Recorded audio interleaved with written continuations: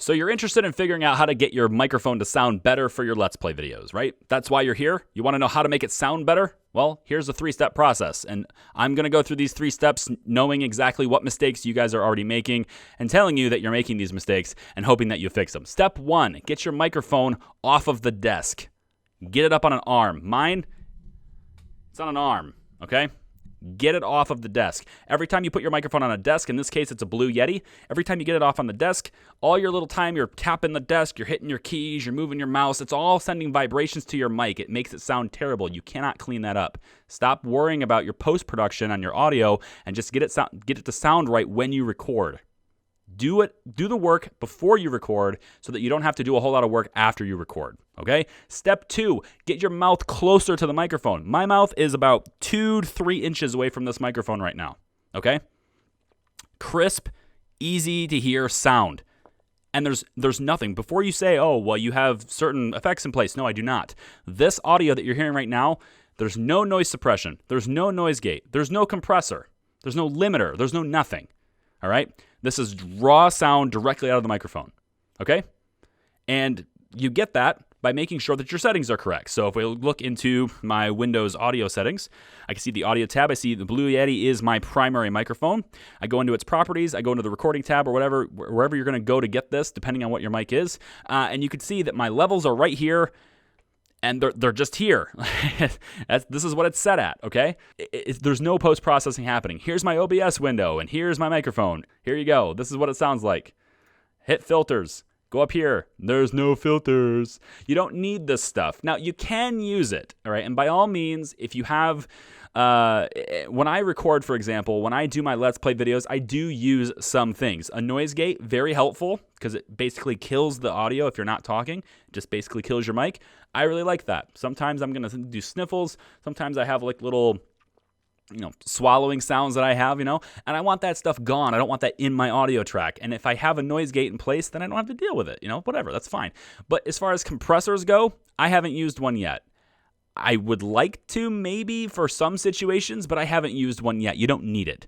If you have your mouth close to the microphone and you have your microphone off the desk, you're going to sound like this. It's going to be great. 3rd step, since you are close to the microphone now, get yourself one of these.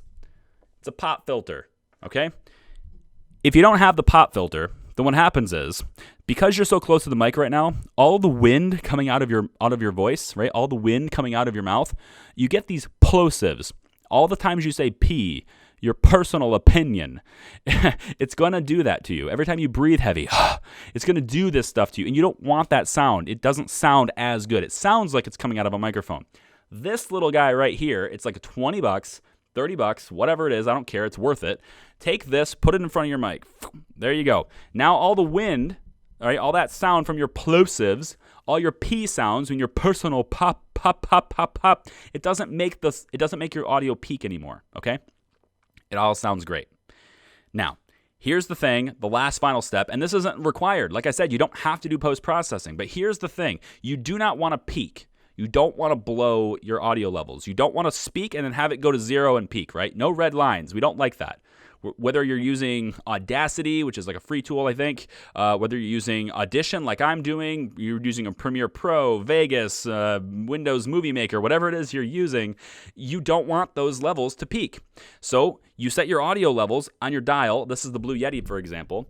You set it to 1. You want it on cardioid mode, right? Because you want it to be, it's a side address microphone. You want it to only be looking forward. You don't want it to see audio on the left or right or the back behind you, right? You want it to be listening in front of your mouth, right? Cardioid mode, and then the levels on the mic are turned all the way down.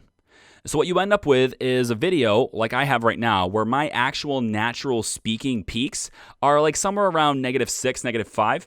If I want to peak them up, I can. If I want to do like an audio, if I want to raise my average peaks, I can. If I want to put a compressor on it later and raise my lower volume stuff that I'm doing right now, like this little lower volume, lower speak, not speaking as loud stuff, and I want to bring that loud stuff in, and I want to jack it right up to where it's the same level as everything else, I can. I can do it in post, but I didn't peak because I have my levels low enough to where I have the flexibility to do what I want. So this is like a broad spectrum, quick little Do this and you'll have better sound tutorial. You don't need to go out and buy expensive mics. You don't need to go out and buy a whole bunch of special equipment. You have, granted, this is a decent mic. It's not cheap. It is over $100. I think you can probably get one on eBay for maybe less, but the Blue Yeti is a sensational microphone. It's a USB mic. It does everything it needs to do. It's compatible with pretty much everything. It just works, and I like it for that reason. So anyway, that's my little tutorial. I hope it helps everybody. If you like this video, give me a thumbs up. Let me know. You can follow me if you want. I know as creators, we probably don't have a whole lot of time to like really invest and watch other people's content, but if you like what you see, maybe you'll like something later. I have no idea. Take care. Bye-bye.